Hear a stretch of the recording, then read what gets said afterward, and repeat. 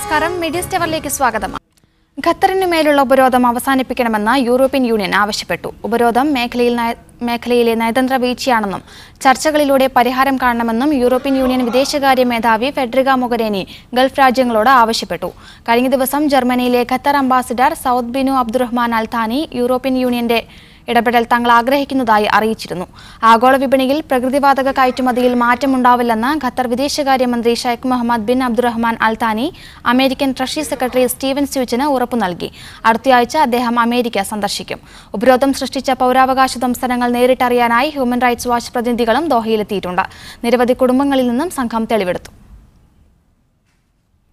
റിയാദിൽ വൻ തീപിടുത്തം. വാണിജ്യ കേന്ദ്രമായ ബത്ത കൊമേഴ്സ്യൽ സെന്ററിലാണ് തീപിടുത്തമുണ്ടായത്. മലയാളികളുടെ വസ്ത്രവ്യാപാര കേന്ദ്രങ്ങൾ ഉൾപ്പെടെ 100 കണക്കിന് സ്ഥാപനങ്ങൾ ഇവിടെ പ്രവർത്തിക്കുന്നുണ്ട്. തീ ഇപ്പോഴും നിയന്ത്രണ വിധേയമാക്കാനായിട്ടില്ല.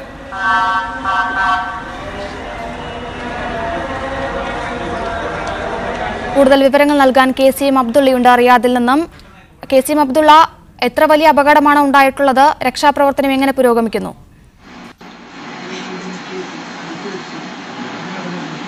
ശ്രുതി, കഴിഞ്ഞ 2.5 മണിക്കൂറായി തീപിടുത്തം തുടരുകയാണ്. ഇപ്പോഴും പൂർണ്ണമായും തീ നിയന്ത്രണ വിധേയമാക്കാൻ അധികൃതർക്ക് കഴിഞ്ഞില്ല. 20ഓളം സിവിൽ ഡിഫൻസ് യൂണിറ്റുകൾ ഇവിടെ കേന്ദ്രീകരിച്ച് ദ്രുതഗതിയിലുള്ള നടപടികൾ പുരോഗമിക്കുന്നുണ്ടെങ്കിൽ നമുക്ക് ദൃശ്യങ്ങളിൽ കാണുന്നത് പോലെ ആൾ പടർന്നുകൊണ്ടിരിക്കുക തന്നെയാണ്. 100 കണക്കിന് വസ്ത്ര വ്യാപാര സ്ഥാപനങ്ങൾ ഉൾപ്പെടെ വലിയ ഒരു വ്യാപാര സമുച്ചയമാണ് ഇപ്പോൾ അഗ്നിക്കിരയായിരിക്കുന്നത്. മലയാളികൾ ഉൾപ്പെടെ 100 കണക്കിന് ആളുകളുടെ സ്ഥാപനങ്ങളും നിരവധി ജനറൽ സർവീസ് സ്ഥാപനങ്ങളും ഹോട്ടലുകളും ഉൾപ്പെടെ വലിയ ഒരു വ്യാപാര ശൃംഖലയിലാണ് വലിയ തോതിലുള്ള തീപിടുത്തം ഉണ്ടായിരിക്കുന്നത്.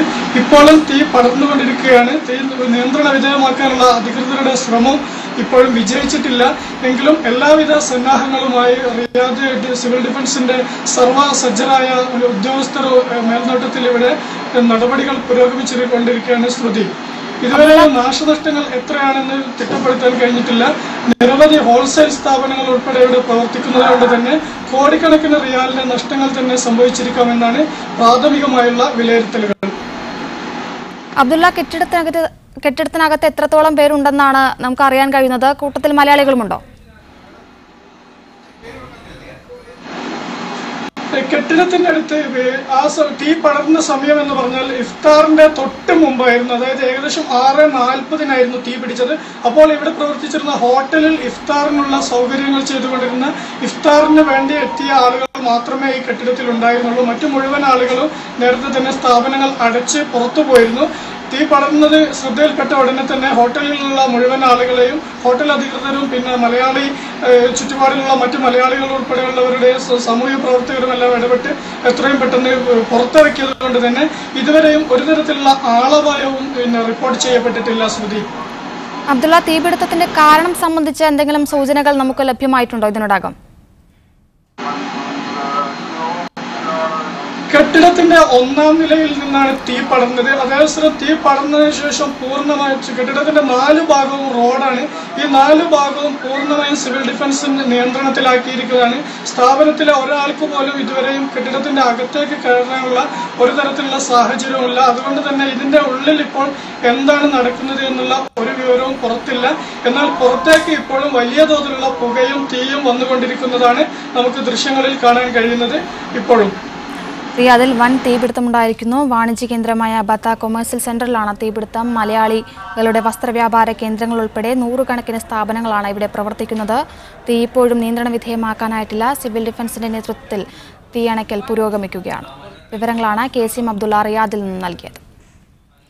സൗദി അറേബ്യയിലെ പ്രമുഖ കരാർ സ്ഥാപനമായ സൗദി ഓജർ കമ്പനി പ്രവർത്തനം അവസാനിപ്പിക്കുന്നു. ജൂലൈ 31-ന് കമ്പനിയുടെ പ്രവർത്തനങ്ങൾ അവസാനിപ്പിക്കുന്നതായി അറിയിച്ച ജീവനക്കാർക്ക് നോട്ടീസ് ലഭിച്ചു. മലയാളികൾ ഉൾപ്പെടെ നിരവധി പേർക്ക് തൊഴിൽ നഷ്ടപ്പെട്ട സംഭവത്തിൽ സൗദി ഓജർ കഴിഞ്ഞ വർഷം വാർത്തകളിൽ നിറഞ്ഞു നിന്നിരുന്നു.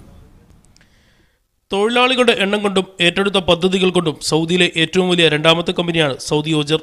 1978-ൽ മുൻ ലബനാൻ പ്രധാനമന്ത്രി റഫീഖ് ഹരീരി സ്ഥാപിച്ച കമ്പനിക്ക് സൗദിയുടെ എല്ലാ ഭാഗങ്ങളിലും പ്രവർത്തനമുണ്ട്. സർക്കാർ പ്രൊജക്ടുകൾ ഉൾപ്പെടെ നിരവധി ഭീമൻ പദ്ധതികളാണ് സൗദി ഓജർ നടപ്പാക്കിയത്. അതോടൊപ്പം രാജ്യത്തിന്റെ ഭരണസിരാ കേന്ദ്രം ഉൾപ്പെടെയുള്ള പ്രധാന സർക്കാർ ഓഫീസുകളുടെയും കൊട്ടാരങ്ങളുടെയും മെയിൻ്റനൻസ് ജോലികളും സൗദി ഓജറാണ് നിർവഹിച്ചത്. 2013 കമ്പനിയിൽ പ്രശ്നങ്ങൾ ആരംഭിച്ചിരുന്നു. എണ്ണവില കുത്തനെ ഇടിഞ്ഞതോടെ സർക്കാർ മേഖലയിലെ നിർമ്മാണ പ്രവർത്തനം നിലച്ചത് കമ്പനിയെ കൂടുതൽ പ്രതിസന്ധിയിലാക്കി. ശമ്പളം കിട്ടാതെ വന്നതോടെ 2016 ജൂലൈയിൽ തൊഴിലാളികൾ പരസ്യമായി സമരരംഗത്തിറങ്ങി. ഇതോടെയാണ് കമ്പനിയുടെ പ്രതിസന്ധി ലോകമറിഞ്ഞത്. സൗദി സർക്കാരും ഇന്ത്യ ഉൾപ്പെടെയുള്ള വിദേശ രാജ്യങ്ങളും പ്രശ്നത്തിൽ ഇടപെട്ടു. കേന്ദ്ര വിദേശകാര്യ സഹമന്ത്രി VK സിംഗ് നിരവധി തവണ സൗദിയിലെത്തി. നാട്ടിലേക്ക് മടങ്ങാൻ ആഗ്രഹിക്കുന്ന തൊഴിലാളികൾക്ക് അതിന് അവസരം നൽകുകയും അല്ലാത്തവർക്ക് കമ്പനി മാറാനും സൗദി അനുവാദം നൽകി. 60,000-ഓളം വരുന്ന തൊഴിലാളികൾ ബഹുഭൂരിഭാഗം പേരും അവസരം ഉപയോഗപ്പെടുത്തി കമ്പനിയിൽ നിന്നും മാറി. അവശേഷിക്കുന്ന 8,000-ഓളം തൊഴിലാളികളുമായി മുന്നോട്ടു പോയ കമ്പനി ജൂൺ 30-ന് പ്രവൃത്തികൾ അവസാനിപ്പിക്കും. ഇതര സ്ഥാപനങ്ങളിലേക്ക് ജോലി മാറാനും കമ്പനിയുടെ വസ്തുവകകൾ തിരിച്ചേൽപ്പിക്കാനും ജൂലൈ 31 വരെ സമയം അനുവദിച്ച് സൗദി ഓജർ ജീവനക്കാർക്ക് കത്ത് നൽകി കഴിഞ്ഞു. റബി മുഹമ്മദ്, മീഡിയ 1, ജിദ്ദ. സൗദി ഓജർ കമ്പനിയിലെ തൊഴിലാളികൾക്ക് മറ്റു കമ്പനികളിൽ തൊഴിൽ ലഭ്യമാക്കാൻ മന്ത്രാലയം ഇടപെടുന്നു. സ്വദേശികളും വിദേശികളുമായ ജീവനക്കാർക്ക് തൊഴിൽ കണ്ടെത്താൻ തൊഴിൽ വകുപ്പ് അവസരമൊരുക്കുമെന്ന് മന്ത്രാലയ വക്താവ് അറിയിച്ചു. സൗദി ഓജറിലെ 600-ഓളം സ്വദേശി തൊഴിലാളികളെ മറ്റ് സ്ഥാപനങ്ങളിലേക്ക് മാറ്റുമെന്ന് മന്ത്രാലയം 2 ദിവസം മുമ്പ് അറിയിച്ചിരുന്നു. 8,000-ഓളം തൊഴിലാളികളാണ് സൗദി ഓജർ കമ്പനിയിൽ ഇപ്പോൾ അവശേഷിക്കുന്നത്. കമ്പനി പ്രവർത്തനം അവസാനിപ്പിക്കുന്നതോടെ ജൂലൈ 31 മുതൽ ഇവർക്ക് തൊഴിലില്ലാതാകും. ഈ സാഹചര്യത്തിലാണ് തൊഴിൽ മന്ത്രാലയവും മാനവവിഭവശേഷി വികസന ഫണ്ടും ചേർന്ന് തൊഴിൽ ലഭ്യമാക്കാൻ ഇടപെടൽ ആരംഭിച്ചത്. മെയിൻ്റനൻസ്, ഓപ്പറേഷൻ മേഖലയിലെ തൊഴിലാളികൾക്ക് ഈ മേഖലയിൽ പ്രവർത്തിക്കുന്ന ഇതര കമ്പനികളിൽ തന്നെ തൊഴിൽ ലഭ്യമാകുമെന്നാണ് പ്രതീക്ഷ. 1,200-ഓളം സൗദികളാണ് കമ്പനിയിൽ നിലവിലുള്ളത്. ഇതിൽ പകുതി പേരെ മറ്റു കമ്പനികളിലേക്ക് മാറ്റാൻ മന്ത്രാലയം നേരത്തെ തീരുമാനിച്ചിരുന്നു. ബാക്കിയുള്ള സ്വദേശികൾക്കും വിദേശ തൊഴിലാളികൾക്കും ജോലി ലഭ്യമാക്കാനുള്ള നടപടികളാണ് ആരംഭിച്ചത്. സ്വദേശി ജീവനക്കാർക്ക് തൊഴിൽ ലഭ്യമാക്കുന്നതിന് കർമ്മസമിതിക്കും രൂപം നൽകിയിട്ടുണ്ട്. തൊഴിൽ ലഭ്യമാകുന്നതുവരെ ധനസഹായം നൽകാനും തൊഴിൽ വകുപ്പ് തീരുമാനിച്ചിട്ടുണ്ട്. വിദേശ തൊഴിലാളികൾക്ക് നാട്ടിലേക്ക് മടങ്ങാനും സ്പോൺസർഷിപ്പ് മാറാനും അവസരമുണ്ട്. കമ്പനിയിൽ നിന്ന് ലഭിക്കാനുള്ള ആനുകൂല്യങ്ങളും ശമ്പള കുടിശ്ശികയും ലഭിക്കാൻ കോടതിയിൽ കേസ് നൽകും. ഇതിനായി സർക്കാർ അഭിഭാഷകരെ നിശ്ചയിച്ചിട്ടുണ്ടെന്നും തൊഴിൽ മന്ത്രാലയം അറിയിച്ചു. കമ്പനിയിൽ തൊഴിൽ പ്രശ്നം തുടങ്ങിയത് മുതൽ 16,000-ലധികം തൊഴിലാളികളുടെ പ്രശ്നം പരിഹരിച്ചിട്ടുണ്ട്. ഇതിൽ 11,500 പേർ സ്വദേശത്തേക്ക് തിരിച്ചുപോയി. 3,800 പേരെ മറ്റ് സ്ഥാപനങ്ങളിലേക്ക് മാറ്റിയിട്ടുണ്ടെന്നും തൊഴിൽ മന്ത്രാലയ വക്താവ് ഖാലിദ് അബാഹയിൽ പറഞ്ഞു. Media 1, Jeddah. പെരുന്നാൾ ആഘോഷത്തിനായി വിപണി സജീവമായതോടെ മുന്നറിയിപ്പുമായി UAE അധികൃതർ. ഫെഡറൽ നിയമങ്ങൾ പ്രകാരം പടക്കങ്ങൾ ഉൾപ്പെടെയുള്ള നിയമവിരുദ്ധ വസ്തുക്കൾ വിൽക്കുന്നവർക്ക് 6 മാസം വരെ തടവും 10,000 ദിർഹം പിഴയും ലഭിക്കുമെന്ന് ആഭ്യന്തര മന്ത്രാലയം ഉദ്യോഗസ്ഥർ മുന്നറിയിപ്പ് നൽകി. വിൽപ്പന മാത്രമല്ല, പടക്കം വാങ്ങുന്നതും രാജ്യത്ത് നിയമവിരുദ്ധമാണെന്ന് ആഭ്യന്തര മന്ത്രാലയത്തിലെ federal criminal police director general brigadier general Hamad Ajlan Al Amimi വ്യക്തമാക്കി. പ്രത്യേക ലൈസൻസ് ഉള്ള സ്ഥാപനങ്ങൾക്ക് മാത്രമേ പടക്കവും കരിമരുന്നുൽപ്പന്നങ്ങളും ഇറക്കുമതി ചെയ്യാനും കൈകാര്യം ചെയ്യാനും അനുമതിയുള്ളൂ. മരണകാരണമായ അപകടങ്ങൾക്കും പൊള്ളലിനും അംഗവൈകല്യത്തിനും വഴിവെക്കുമെന്നതിനാലാണ് കർശന നിയന്ത്രണം ഏർപ്പെടുത്തുന്നത്. സമൂഹത്തിനും സ്വത്തിനും ഒരുപോലെ ഭീഷണിയാണ് ഇത്. കഴിഞ്ഞ വർഷം പടക്കം പൊട്ടി ഒരു ബാലന്റെ കണ്ണ് നഷ്ടപ്പെട്ടിരുന്നു. പടക്കോപയോഗം നിയമവിരുദ്ധമായി നടക്കുന്നില്ലെന്ന് ഉറപ്പുവരുത്താൻ രാജ്യത്തെ പോലീസ് വിഭാഗങ്ങൾ നിരന്തര പരിശോധനകൾ നടത്തിവരുന്നുണ്ടെന്നും ഇവയുടെ വിൽപ്പന സംബന്ധിച്ച് സൂചന ലഭിച്ചാൽ ജനങ്ങൾ പോലീസിനെ വിവരമറിയിക്കണമെന്നും ബ്രിഗേഡിയർ ജനറൽ അൽ അമീമി കൂട്ടിച്ചേർത്തു. Media 1, Dubai. കുവൈത്തിൽ മാതാപിതാക്കൾ, സഹോദരങ്ങൾ എന്നിവരെ സ്പോൺസർ ചെയ്യുന്നതിന് വിദേശികൾ 3,000 ദിനാറിന്റെ ഇൻഷുറൻസ് സർട്ടിഫിക്കറ്റ് ഹാജരാക്കണം. ആഭ്യന്തര മന്ത്രാലയത്തിന്റെ പുതിയ ഉത്തരവ് പ്രാബല്യത്തിൽ വന്നു. മക്കളല്ലാത്ത ബന്ധുക്കളുടെ വിസ പുതുക്കാൻ താമസകാര്യ ആസ്ഥാനത്ത് അപേക്ഷിക്കണമെന്നും അധികൃതർ അറിയിച്ചു.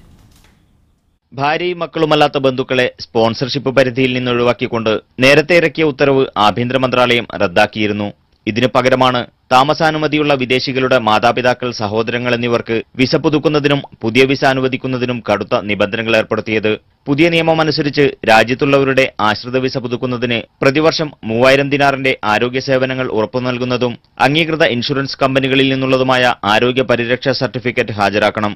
ദജീജിൽ പ്രവർത്തിക്കുന്ന താമസ കുടിയേറ്റ വകുപ്പിന്റെ ആസ്ഥാനത്തു മാത്രമാണ് മാതാപിതാക്കൾ, സഹോദരങ്ങൾ എന്നിവരുടെ വിസ പുതുക്കുന്നതിനുള്ള അപേക്ഷ സ്വീകരിക്കുകയുള്ളൂ. പുതുതായി ഇത്തരം വിസ ലഭിക്കണമെങ്കിൽ സ്പോൺസർക്ക് 1000 ദിനാറിൽ കുറയാത്ത ശമ്പളമുണ്ടായിരിക്കണമെന്നും നിബന്ധന വെച്ചിട്ടുണ്ട്. ആശുപത്രികളിലെ സൗജന്യ ചികിത്സ ഉപയോഗപ്പെടുത്താനായി വിദേശികൾ രക്ഷിതാക്കളെയും മറ്റും ആശ്രിത വിസയിൽ കൊണ്ടുവരുന്നുവെന്ന് ചൂണ്ടിക്കാട്ടിയാണ് അധികൃതർ വിസ നിബന്ധനകൾ കടുപ്പിച്ചത്. Media 1, Kuwait City. വിശുദ്ധിയിലേക്കുള്ള വാതിൽ. UAE എക്സ്ചേഞ്ച് വിശുദ്ധിയിലേക്കുള്ള വാതിൽ. റമദാൻ അവസാന 10ലേക്ക് കടന്നതോടെ കുവൈത്തിലെ പള്ളികളിൽ രാത്രി നമസ്കാരങ്ങൾ സജീവമായി. സാൽമിയിലെ ഒരു പള്ളിയിൽ മലയാളി വിദ്യാർത്ഥികളാണ് ഖിയാമുൽ ലൈൽ നമസ്കാരത്തിന് നേതൃത്വം നൽകുന്നത്.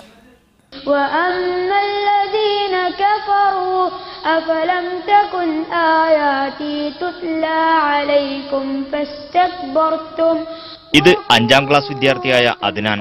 കുട്ടിയിമാമുമാരിൽ ഏറ്റവും പ്രായം കുറഞ്ഞവൻ. സാൽമിയ ലത്തീഫ അൽ നിമിഷ് മസ്ജിദിൽ ഖിയാമുല്ലയിൽ പ്രാർത്ഥനയ്ക്കെത്തുന്നവർക്ക് കൗതുകമാകുകയാണ് ഈ കൊച്ചുമിടുക്കൻ. അല്ലാഹു അക്ബർ. വിവിധ പ്രായക്കാരായ 6ഓളം വിദ്യാർത്ഥികളാണ് ഇവിടെ നമസ്കാരങ്ങൾക്ക് നേതൃത്വം നൽകുന്നത്. പള്ളി ഇമാമായ PN അബ്ദുറഹ്മാനാണ് ജൂനിയർ ഇമാമുമാർക്ക് മാർഗനിർദ്ദേശങ്ങൾ നൽകുന്നത്.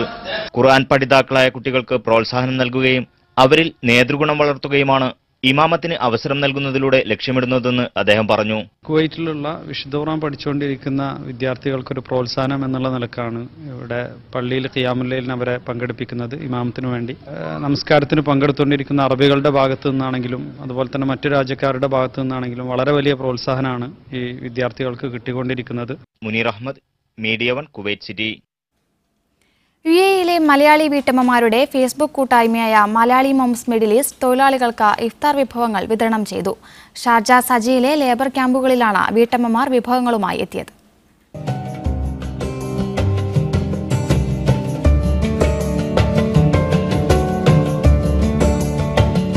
ഇത് രണ്ടാം തവണയാണ് Malayali moms middle east labour ക്യാമ്പുകളിൽ സേവന പ്രവർത്തനങ്ങൾക്കെത്തിയത്. കഴിഞ്ഞ വർഷത്തേക്കാൾ കൂടുതൽ പേർക്ക് ഇത്തവണ കൂട്ടായ്മയ്ക്ക് ഭക്ഷണം എത്തിക്കാൻ കഴിഞ്ഞതായി സംഘാടകർ പറഞ്ഞു. ഏകദേശം 17,000 അമ്മമാരുള്ള ഒരു ഫേസ്ബുക്ക് കൂട്ടായ്മയാണിത്. ഇതിപ്പോൾ രണ്ടാമത്തെ തവണയാണ് ഈ പുണ്യ റംദാൻ മാസത്തിൽ ഞങ്ങൾ, അതായത് കഴിഞ്ഞ വർഷം ഞങ്ങൾക്കിങ്ങനെ ഇഫ്താർ കിറ്റ് ഡിസ്ട്രിബ്യൂഷന് കഴിഞ്ഞിരുന്നു. ഏകദേശം 800ഓളം കിറ്റുകൾ ഞങ്ങൾ കഴിഞ്ഞ വട്ടം ഡിസ്ട്രിബ്യൂട്ട് ചെയ്തിരുന്നു. ഇതിപ്പോൾ ഈ വർഷം ഞങ്ങൾക്ക് 1170 കിറ്റുകളോളം ഞങ്ങൾക്ക് ഇതുപോലെ നൽകാൻ കഴിഞ്ഞു. UAE പ്രഖ്യാപിച്ച ദാനവർഷത്തിൽ ഷെയറിംഗ് ഈസ് കെയറിംഗ് എന്ന സന്ദേശവുമായി കൂടുതൽ സേവന പ്രവർത്തനങ്ങൾ ആസൂത്രണം ചെയ്യുമെന്നും വീട്ടമ്മമാർ പറഞ്ഞു. ദിയ ഹസൻ, രശ്മി, ശ്രേയ, നജുമുന്നീസ, നാസാഗർ, നിഷാഷാൻ തുടങ്ങിയവർ നേതൃത്വം നൽകി. Media one, Dubai. റമദാൻ ദിനങ്ങളിൽ ബഹ്റൈനിൽ നടക്കുന്ന വ്യാപാരമേള ശ്രദ്ധേയമാകുന്നു. നിരവധി പേരാണ് കുടുംബസമേതം മേളയിൽ വിവിധ ഉൽപ്പന്നങ്ങൾ വാങ്ങാനായി എത്തുന്നത്.